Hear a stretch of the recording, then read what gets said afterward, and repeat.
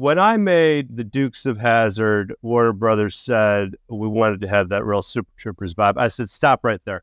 I said, I'll make this movie on one condition, two conditions. We get to hire Burt Reynolds and Willie Nelson. And the executive looks at me, he goes, to play the Duke boys? And I'm like, no, but I'd see that movie, right? And so we cast Burt Reynolds and Willie Nelson. I was shocked. These are my childhood heroes.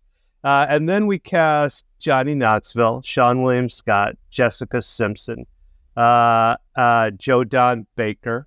And we got a real stacked up cast, right? And now we got to cast the bad guy race car driver.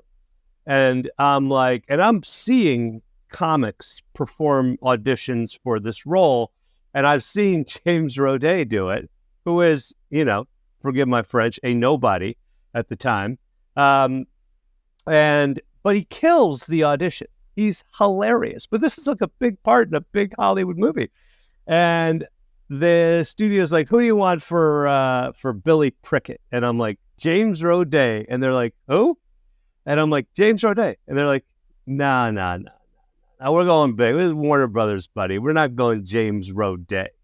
So I'm like, well, what? We'll make a list. We'll take a look at the list. So the first guy I meet is Josh Brolin. And I'm like, well, I love Josh Brolin. Who doesn't love Josh Brolin, right? But he's awesome, right? But he's not as much of a joke cracker as my man James Roday here, right? And I thought, look, we got all these other guys. What do we need? Can't we just do this?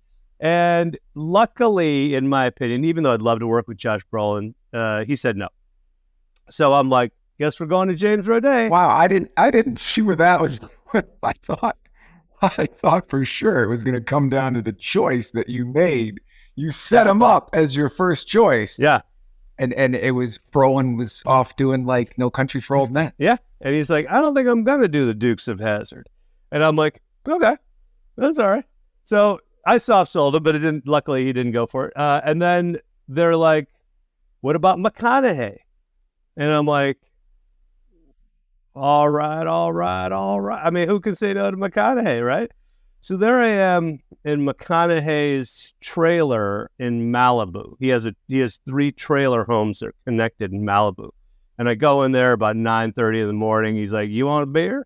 And I'm like, okay. So we're sitting there drinking beer, talking about the Dukes of Hazzard, 9:30 in the morning. And I'm like looking at him. I'm like, he's funny, but he's no James Roday.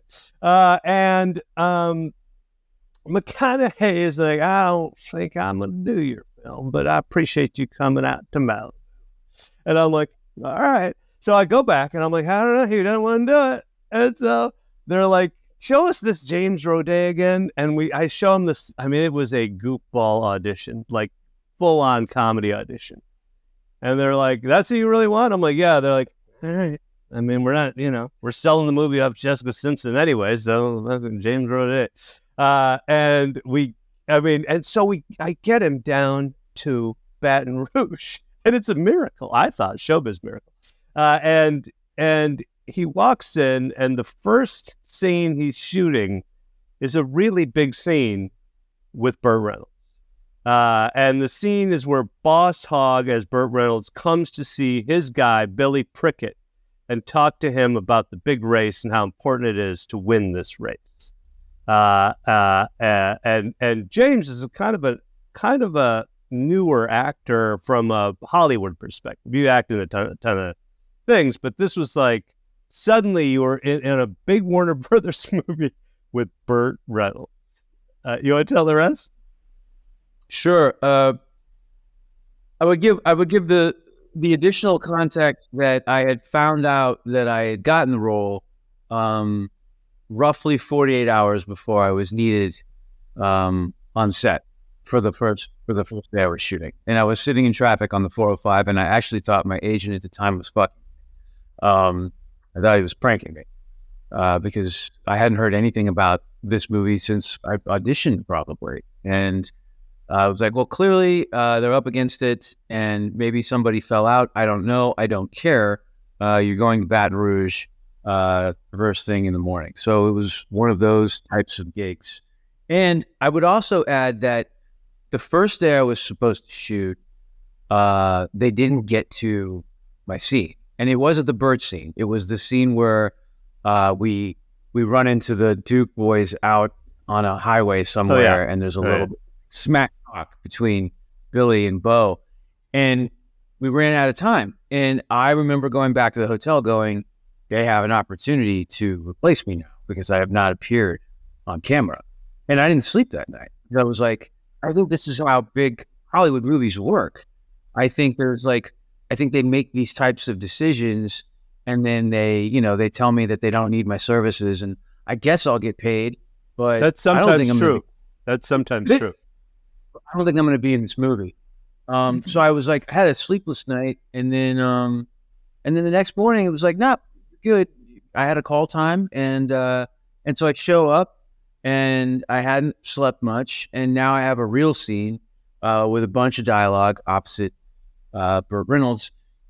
I walk on set, and there he is, and he's Burt. I mean, he's a little bit older than like he was in Sharky's Machine, but he's still Burt, and he's in the Boss Hog outfit, and he's got the hat on. And you remember that day they brought the Bandit, the black Trans Am, to set, and he was taking pictures with the black Trans Am, and you're like, whoa. Absolutely remember that day. And needless to say, this is the biggest set I've ever been on. It was the best crash service I'd ever seen in my life. The crew was enormous, and I was nervous. Like, I was legitimately nervous. And Burt, and I don't know if Jay set this up, and God bless him if he did, but Burt saw that, I was a green kid, and he came over, and he didn't punch me. That's not where this is headed. He put his arm around me, and he's like, let's take a walk, kid, you and me. And so the next thing I know, I'm taking a walk with Burt Reynolds, like away from set. And we're in Baton Rouge. So I don't know where we were headed, but wherever it was, it probably wasn't pretty, but he was still, it's the thought that counts. He had his arm around me, and we're walking away from set in Baton Rouge. And he just starts telling me a story.